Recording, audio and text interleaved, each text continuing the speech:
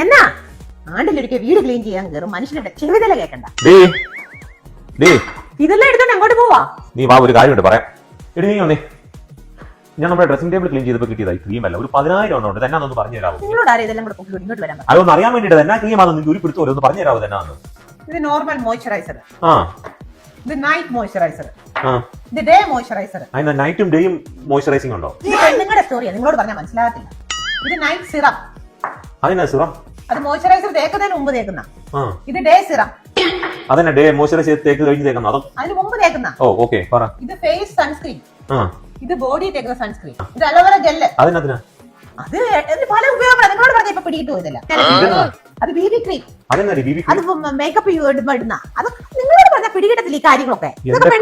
ഞാൻ ആ പാട്, എനിക്ക് ആ പാടുള്ള ഒരു നിവിയ ക്രീമാ. എനിക്ക് ഡേയിലായാലും നൈറ്റിലായാലും ഞാൻ എവിടെ പോയാലും ഞാൻ യൂസ് ചെയ്യുന്നത് ഈ നിവിയുടെ ക്രീമാ. ഈ ഒരു 10,000 ക്രീം ചുമ്മാതല്ല, മാസാവസാനം എന്റെ പോക്കറ്റ് കാലിയാകുന്നു. ഇതല്ലേ പടം? ഈ 10,000 യൂസ് ചെയ്യുന്നത് എനിക്ക് മനസ്സിലാവാത്തത്.